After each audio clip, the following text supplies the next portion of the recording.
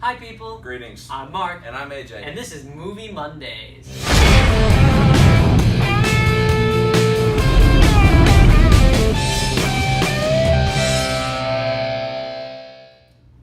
Welcome to Movie Monday.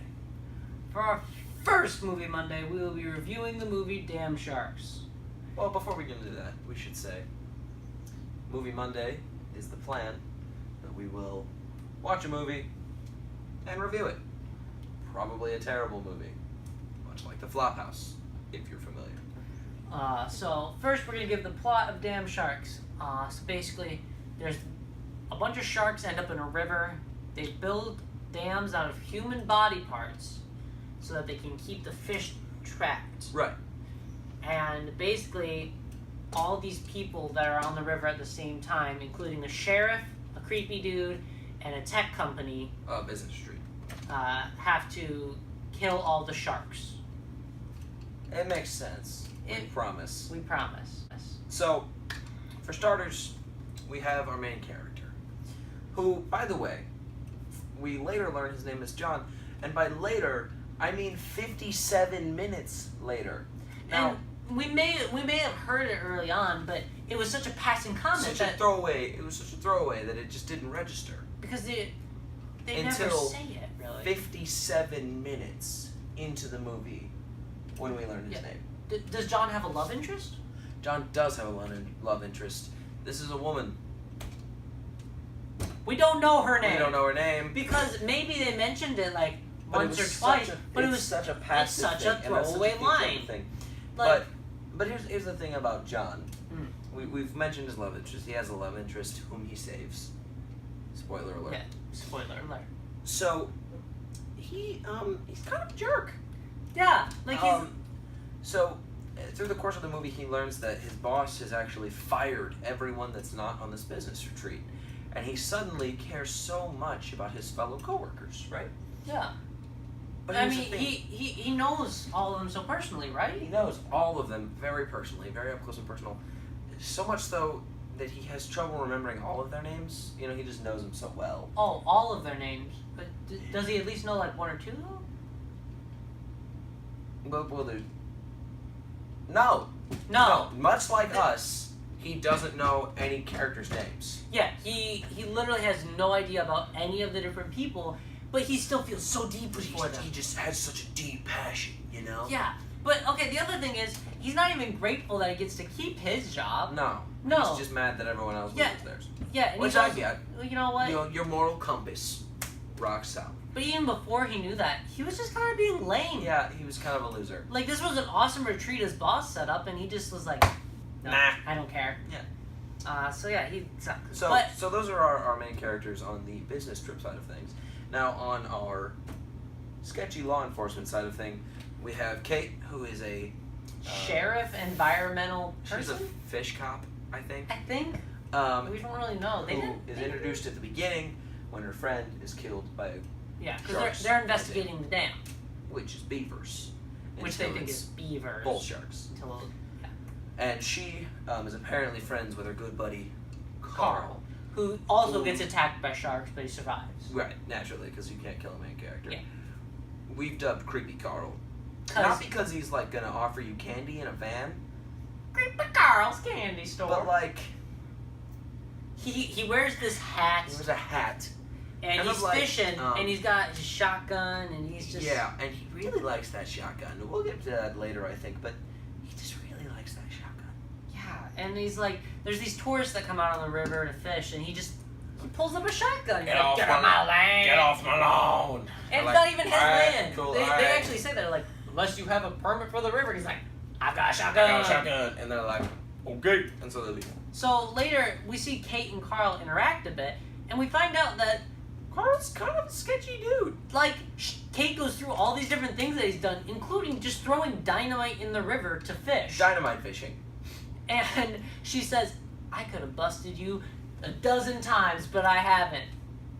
What? She's a dirty cop. Dirty fish cop, I should clarify. Also, another thing, we haven't really talked about this. She has so many badges on her uniform. Yeah, she's got a They're lot. all She's mixed match. Super insignia. Yeah. So that's Kate and Carl, who Other characters of interest. Cool dude. Cool dude. Yeah, he is styling. Let me tell you. We'll go from the top down, shall we? Yeah. Picture this: yellow bandana, obnoxious sunglasses, flowing greasy locks, Gotta have those greasy locks. gray sweatshirt, long sleeve, no hood, just a sweatshirt, gray sweatpants, black Converse. Does he have like cut sleeves too? No, Or- it's just a black sweatshirt, a gray sweatshirt. But it's later revealed that the kicker, the finishing part of his wardrobe. At lunch, another character, nameless, makes a joke about how much food he has. And he was like, no, I can't get fat again. And she's like, that's okay, I guess. And he lifts up the sweatshirt to reveal a picture of himself, but fat. But here's the best part of the picture. It's at a super terrible angle. It's a selfie from like here. It's like a middle-aged man's Facebook. Like it's, well, no, they're up here. He's like here. Well, woman. It's a woman. It's down here. Yeah, it's down here and like. But It's like it's you're this at whole Temple face, but and it's you're trying to Snapchat yeah, at you're Temple. trying to Snapchat at Temple, and because we're Jewish and can make Jewish references, it's like this. It's like this. Yeah. Yeah, because we don't steal jokes from John Mulaney. And so yeah, that's him. Who else do we have? Oh, we have your stereotypical nerd who's in love, obviously. With your stereotypical receptionist or assistant, preppy assistant. Preppy assistant. Who, by the way, just like doesn't wear a shirt. Yeah, she's weird. There's Jorge, who has an American accent at the start. In the first scene, he has an American accent. And then the next scene has an Indian one. I think it's an Indian one. And then Yeah. the last scene has It's like Fez from. it's more like Fez. Like the accent shifts so much because it's not real.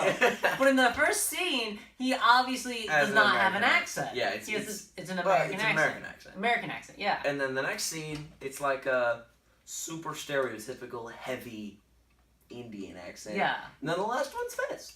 Yeah, it's weird. It's very strange. There's all over the the boss who's just a bad dude. Boss bad dude. Yeah, we mentioned he fires everyone. He fires everyone, and I think that's all like the minor characters. So now that we've discussed characters, shall we let us just bring to your attention the amazing effects of this movie? I mean, it didn't. It didn't win any awards, and I don't know how. I don't know how. Well, don't you mean? Yeah. Here's the thing. All of the effects were, as I just demonstrated, perfectly aligned visually and audibly. Yeah. It's perfect. I mean, there's times when you see the gun, fire, then there's a flashbang, then there's the sound. It's rough. It's rough. It's like something we'd make. Yeah, just something we'd make. Yeah, except at least our visual effects are lined up with the sound because they come from the same app. Pretty much. Yeah. Yeah, so the effects are just perfect. And the ratio of blood to not blood is magnifique. Let me tell you. Say magnifique. It's like the ratio of like blood to water is like about 1-to-1, maybe. Maybe 2-to-1. like 14-to-1. Ooh, I'd say that's probably more accurate. Yeah.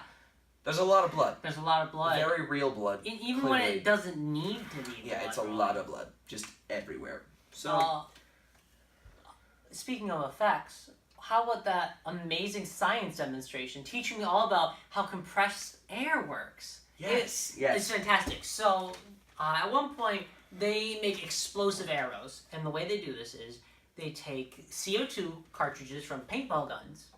Makes sense. Because they had them from earlier. And they had arrows from earlier from a bow and arrow. From an archery thing. Yeah, from an archery thing. And here's how... Let's just demonstrate. Oh, yeah, show me. Yeah. CO2 cartridge. Mm-hmm. Arrow. Explosive arrow. Boom. Perfect. And obviously, just like real science would say, when they shoot these at the water, as soon as they touch the water, Big explosion. big fiery explosion. With non-flammable CO2. Yeah. Oh, and if you draw the bow back more, it increases the PSI. Yeah, according Right? to this movie, if you the more draw you have on The your more bow, draw you have on your the bow, more PSI. the more PSI. The more PSI. Hence, the bigger explosion. Yeah. It makes total sense. And then The science later, checks out. when they're blowing up the second dam, because there's not just one dam. There's two. The first of which they blow up with dynamite. Yeah, with dynamite. So they have this dam stocked with dynamite, right? And suddenly a shark bumps the boat, and Carl's shotgun goes off, and all of a sudden, because of this shotgun shot, the dynamite's lit, and so is the rest of the dynamite in the boat. Yeah. Also and then they dive off into the water, which Like if this is Right the where- boat, they dive off like this. yeah, and the shark then- was like right here, but it just kind of goes away. Yeah, and then, but they're fine. They're fine. But all They're the okay. sharks that were like over here, Dead. oh no. They Yeah. did. Okay. So I mean, science is Science. at its peak. It's the peak. Peak. Especially at the end where the Especially second the dam. dramatic So finish. they need to blow up this dam, but they've lost all their dynamite. 'Cause Of course. it got blown up. Right. So what do? They take oxygen tanks Right. that they find, and they put them on the boat. They angle them at the dam from 50 feet away. 50-ish. Well, let's say, for 50. number's sake, we'll say 50. They take battle axes, Which they just have. which they have. Oh, and by the way, they strap flares. Oh yeah, they strap tape the flares together, and then put flares on the oxygen. on the oxygen tanks, just for reasons. Coolness? I don't Yeah. Then John and Kate, in sync, swing the battle axes at the compressed air tanks, slice them, and shoot them at the dam. Now this would have been epic. But here's the problem. You see, they said, oh, if we shoot these tanks, they'll explode. Which, okay, Hypothetically. if you put a compressed air tank on something Full of oxygen. full of oxygen, Specifically. yeah, Because oxygen is flammable. and you shot it And with it created a a spark. gun, and it created a spark because metal on metal, The oxygen could catch. and And explode. hence cause an explosion, like with actual fire. At Yeah, least that's- according to our science. Yeah, we did the math. Fran approved. And so, but here's the thing. They're like, that's not gonna work. It only works in the movies. And he's like, science. And they're like, okay, So they do this it. guy's onto something. But here's the thing. When they shoot these oxygen tanks at the dam By cutting off them, the like we valves, in sync, what They what they're doing is they're releasing the air. all of the oxygen, all that flammable stuff that they need for the explosion. Right. So then when nameless girl that Kate. This is Kate. no, this is not Kate. Kate takes her rifle. Oh yeah, Kate yeah. takes her First, rifle. Kate take her. She goes takes to take her shot. And the gun's jammed. Whatever will they do? So the nameless girl, who's amazing at archery, pulls out her arrow that she's been making all this while with a flare on it. strapped on. Lit A already. flare. Pulls it back, shoots it, hits the compressed air tanks. Boom! Big explosion. End of movie. Cool guys don't look good explosions. The whole 9 yards, the whole shebang. But there's no air in the tanks. There's no air in the tanks. They released all the air. So Get your act together, SYFY. okay. It's in the name. Science. Okay. Now, Besides speaking the of science, real science, let's talk about all of the real dialogue. real I mean, dialogue. it's just real cash. So the nerdy guy we mentioned earlier, he talks to the preppy assistant, Preppy assistant whom he is in love with, of course. and obviously, because of plot's sake, he crashes and burns the first time. Well, obviously, I mean, you've got to set up that dynamic. But he doesn't even really crash and burn. He's just just- kind of awkward. He He's like, comes over and says, "Hi, I'm Ted. my name's Ted," and she's You know, like a nice person introducing and themselves. she's like, "I know your name," and he's like, "Oh, good," and then he walks away. Like, he's not even like that awkward. Like No. that's just you introducing yourself That's and just they like- already know you. Like He's that's like, okay. Oh, time to go die. I get like that doesn't really make any sense to me. And then Like I'm no Mr. Smooth. Jorge, the person with the accent we mentioned earlier, yeah. he walks up to him and is like, "Man, you really crashed and burned," or something Like like something that. that Something people that actually like say in you the know, '90s might something have said. super casual. He's like, "You really crashed and burned. girls like her never ended with guys like you. They only have guys like him. At which point we pan down on the cool dude we introduced earlier to remind you: yellow bandana, obnoxious sunglasses, hair, gray growfit, Converse. Yeah. So completely natural dialogue. Totally. Later, dialogue. one of the Kate, she has to put a girl out of her misery who's being eaten alive by sharks, and like any normal person would, after she shoots her, she goes down. She goes. Well, this is to prove she can make the hard choices. It's yes. a rounding character. Rounding the character off by showing. Shoots the girl, and then she goes.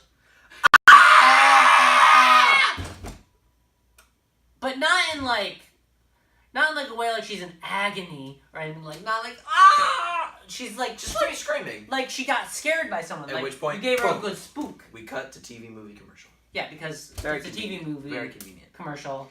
There's no transition. Oh, speaking of convenience sake, how convenient was the dress? Oh, the dress on all of them obviously was exactly what I would wear if I was going in the woods. Yeah.